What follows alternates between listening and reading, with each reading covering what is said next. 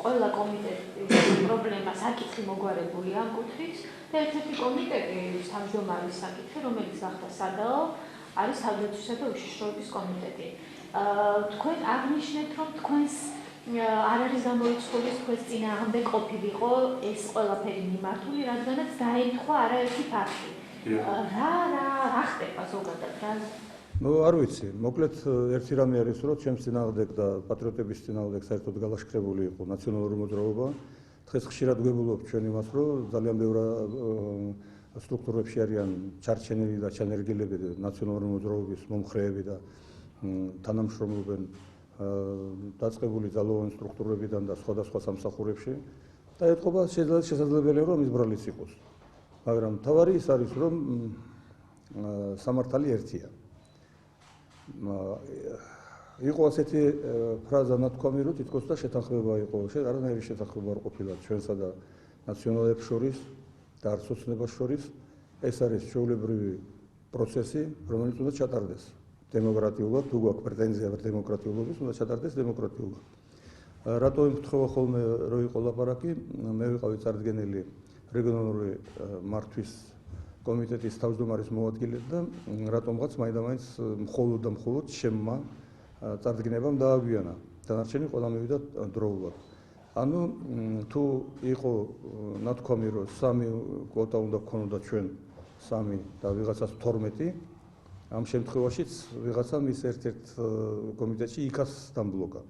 ეს კიდევ ერთი ნიშანია იმისი, რომ ძალიან ბევრია ჩანერგილი და სხვადასხვა მიმართულებით ნაციონალები არიან ჩანერგილები სხვადასხვა სტრუქტურებში. რაც შეეხება კონკრეტულად თავდაცვისა და უშიშროების კომიტეტს, თქვენი პარტია არ აპირებს თქვენი კანდიდატის გამოთხოვას. არც ნაციონალური მოძრაობა აპირებს. დღეს არც ჩაიდო, არც იყო ეს საკითხი ფის წესრიგში. რას ელოდებით და როგორ ფიქრობთ ამ საკითხის გადაწყვეტას? არ ვიცი, ვერაფერს ვერ მოგახსენებთ, ეთყობა საცხა ვიღაცა წყვიტავს მაგ საკითხს და გადაწყდება ალბათ და მე შევხედავთ.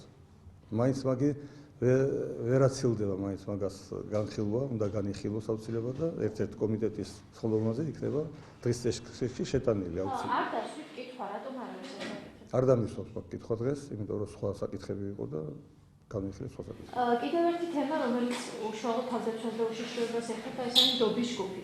რატომ ფიქრობთ თქვენ, ჯერ ფიქრობთ თუ არა ჩაცვა იქნებით ამ დობის ჯგუფში მოხდებით და მეორე, რატომ არის თქვენი ამ ჯგუფში ყოფნა სარისკო, თქვენი შეფასებით? ეს ვისაც მიაჩნია სარისკოდ, იმათ უნდა გკითხოთ. მე არ მიმაჩნია რომ სარისკოა ჩემთან რაიმე ზნდობა საერთოდ პიროვნულიც და მithuede სახელმწიფოებრივი.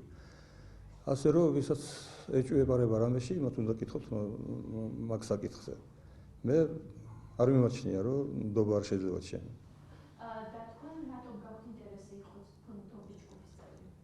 არა მაქვს ხოთაშორის დობის ჯგუფის წევრი ვიყო, მაგის ინტერესი. ეს არც მიფიქრია მაგაზე ადრე არასოდეს, ხოთაშორის თქვენგან, ჟურნალისტებისგან გავიგეროთ, თუ რომელი შესაძლებელია, რომ ეს არც მიფიქრია ამ დობის ჯგუფში მოხვედრა მე. მაგრამ მე რადგანაც დაიწყო ეს, მაშინ უბრალოდ მაშინ გავერკვია მაგ საქმეში, ეს დობის ჯგუფი რა ევალება ამ დობის ჯგუფს. ყველაზე მეტი მთავარი რაც არის, ეს არის საიდუმლო შესყიდვები. მე ერთხელ თუ გახსოვთ, მაქვს ნათქვამი, რომ კოდორის ხეობაში 2 წლის განმავლობაში $1.2 მილიარდი აქვს ჩამოწერილი დოლარი. რა თქმა უნდა, ინტერესებს საზოგადოებას და მათ შორის მაინტერესებს მეც.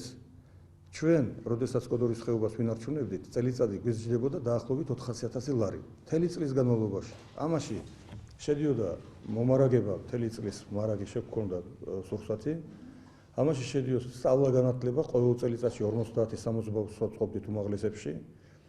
ამაში შედიოდა გზაც, გზის გაწმენდითი სამუშაოები გზების და ყველაფერი შედიოდა აბსოლუტურად რაც კი სჭირდებოდა კოდორის ხეობას იმისთვის რომ მოგვეყვანა თუნდაც დღემდის მოგვეტანა კოდორის ხეობა ისე როგორც იყო, როგორც გავიმარჯვეთ 94 წლის 30 ივლისს როგორც კი დადგა შუაში სამშვიდობოები, მორჩა ფართომასშტაბიანი ბრძოლები, მაგრამ ისე მაინც გვეხოცებოდა ხალხი, იყო შემთხვევები აფეთქებები, იყო შემთხვევები თავდასხმები, ესეთი პრევენციული იმებს აწარმოებდნენ ჩვენი და აფხაზების მტრები აკეთებდნენ ამას ხოთა შორის.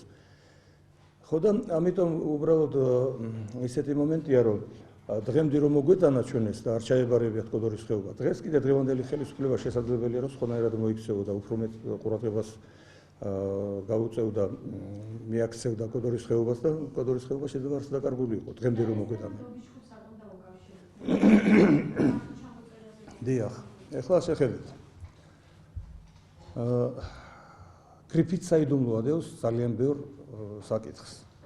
აი ამ შესყიდვებთან დაკავშირებით და კოდორის ხეობაში ჩამოწერილ თანხებს საერთოდ. მე როგორც ადვოკატებმა მითხრეს, სადაც შეძლეს რომ რაღაცა ინფორმაცია აეღოთ, მხოლოდ ისაა დათვლილი 1.2 დოლარი, ხო? და რამდენი არის კიდევ გრიფით საიდუმლო ადევს და არ ვიცით რამდენია ჩამოწერილი კოდორის ხეობაში. ჩამოწერ გათეთრებული აქვს ფული.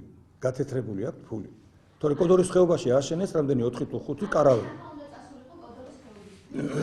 არა, ვითომ წავიდა კოდორის ხეობისთვის არის დახარჯული ეს თანხები და სინამდვილეში არის გათეთრებული. აი ამიტომაც ვარ ჩვენ საშიში კოდორის ხეობის მე პირადად სარდალი, ყოფილი გუბერნატორი საშიში ვიღაცისთვის შესაძლებელია.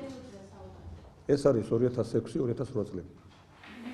და ანუ თქვენ ამ შემთხვევაში დობის ჯგუფში ყოფნით გექნება შესაძლებლობა. რა თქმა უნდა, მექნება შესაძლებლობა მოვითხოვო გრიფით საიდუმლოს მოხსნა და დათვალიერება რა ხდება. ხო, მე შემიძლია პარლამენტის თავმჯდომარეს მივწერო, პრემიერ-მინისტრს მივწერო ამ საკითხთან დაკავშირებით და ბევრ რამეს შეიძლება მოეხსნას საიდუმლო ისა.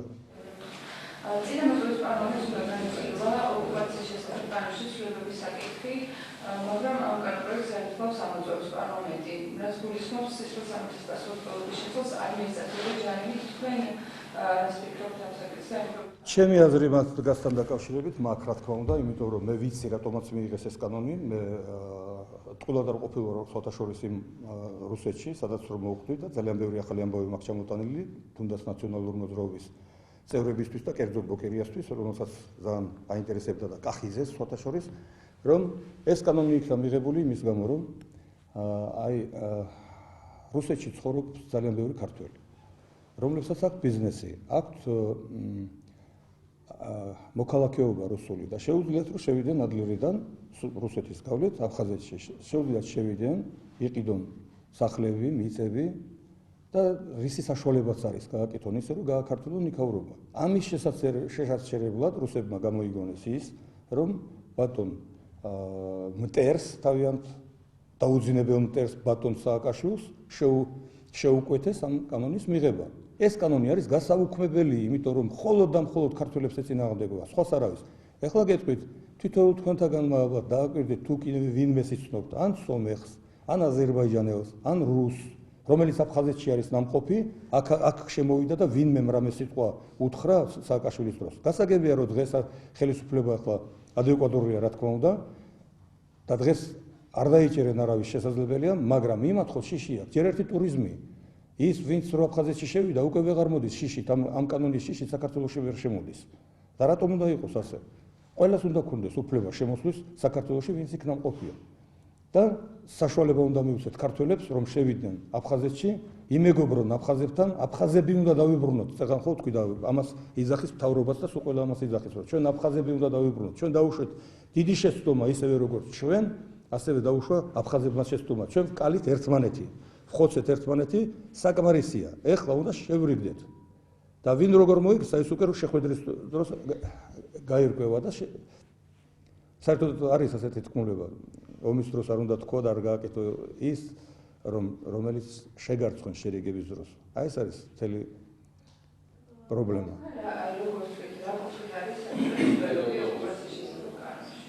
ცვლილებები კი არა, გასაუქმებელია. რა ცვლილებები? რატომ უნდა დავაჯარიმოთ ადამიანი, რომელიც იქ არის ნამყოფი, მაგალითად, ავიღოთ სვერდლოვსკელი, პიტერელი, მოსკოველი, ერევნელი, აზერბაიჯანელი. რატომ უნდა დავაჯარიმოთ? რატომ უნდა დავაჯარიმოთ ქართველი, რომელიც არის ნამყოფი და შესული არის და ქართული საქმეა გაკეთებული? რატომ უნდა დავაჯარიმოთ? გეკითხებით, ეს არის გასაუქმებელი და სრული პასუხისმგებლობით ვაცხადებ, რომ ეს კანონი არის გასაუქმებელი. ეს აპირებს თუ არა უშუალოდ მოითხოვოთ ეს საპარლამენტო კომისიაზეა საუბარი თუ რა კუთხით უნდა მოხდეს? დროებითი, რა თქმა უნდა, საპარლამენტო კომისია, საგამოძიებო კომისიაზე ლაპარაკი. იმიტომ რომ სხვანაირად არაფერი არ გამოვა. დააყენეთ თუ აპირებთ? დავაყენებთ, ახლა დავიწყეთ მუშაობა და დავაყენებთ აუცილებლად.